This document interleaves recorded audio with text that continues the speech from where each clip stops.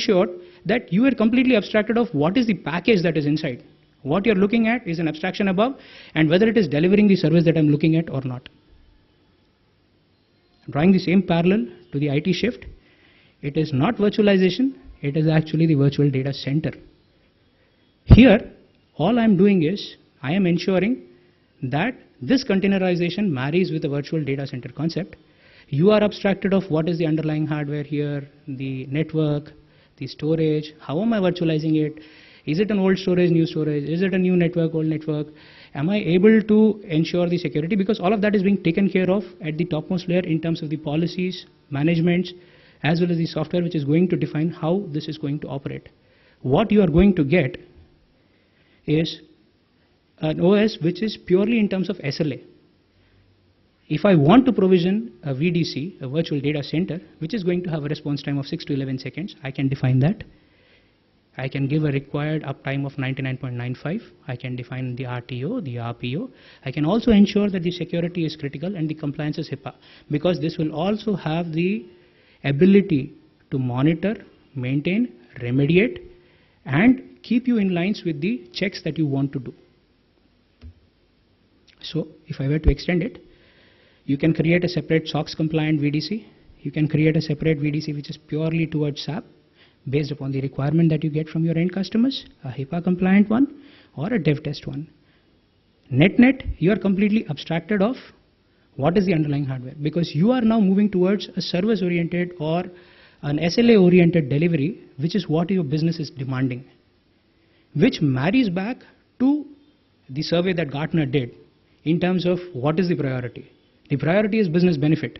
How I deliver it is left to the best means possible. I have to travel from point A to point B, that is my end destination. Whatever is the mode that I choose is dependent upon what is the time that I want to reach there. If I were to put it pictorially, this is what it will actually look like. Sorry for the rush up, because I still have around 1 minute to complete. So this is how the separate VDCs would look like. We do the complete automation of it. We do a management layer abstraction, compute layer abstraction. Compute layer you are anyways aware of. You've been using it for a long time now along with us. And we do the same with storage as well as network. We abstract it, we pool it, we automate it without compromising on the reliability, performance, high availability, as well as the fact that you build in disaster recovery and security onto it to ensure that we are able to give you an end-to-end delivery on it. In order to do this, the paradigm of the way the management is looked at also has to change. Because earlier, the management paradigm was, there is a break, you troubleshoot, you fix, physical, host scripts, etc., which is now moved to break and replace. It's no longer troubleshoot and fix. And from a physical, the management thought process is moved to a pooled and a distributed policy. Going forward, these are the business benefits that we see accruing because of the adoption of these kind of thought processes. You know, it's going to be less than 2-minute failure or a saving of $100 per VM per year, less than 1 minute provisioning. And the automation part of it, the degree of automation that gets increased in terms of reducing the manual effort, and also the fact that you are able to abstract the underlying entire infrastructure, is going to increase your, reduce your incident handling time by 40%. Summarizing, as I promised within 10 minutes, we are the most trusted virtualization platform. Not only that, we are also aligned with the changing dynamic thought process that I said that the industry is in a tipping point wherein you're looking to move beyond server virtualization to looking at virtualizing the entire data center, which is going to comprise of your network, your storage, your security.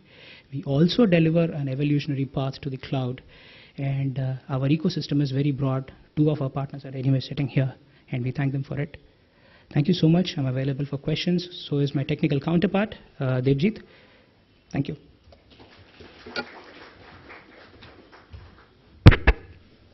Thank you, Mr. Iyer. On behalf of friends and myself, let us put our hands together and thank these gentlemen for the nice session they have given. Well, we have come to the end of the session, and well, I think you will take over. Thank you.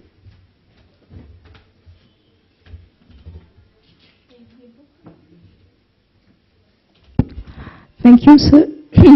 We are concluding the technical sessions. Before concluding that, we would request Mr. Sengupta to please present mementos to the speakers on behalf of the chamber.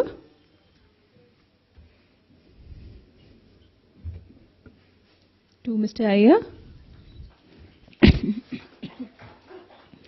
to Mr. Shorkar, and to Mr. Basu. May we request Mr. Adil Lahiri, Chairperson of the IT Committee of the Chamber, to please come and present a memento to Mr. Sengupta.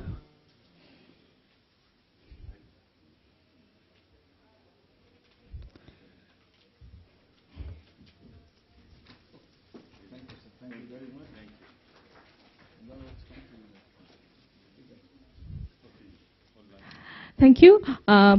Ladies and gentlemen, all of us, please join us for lunch.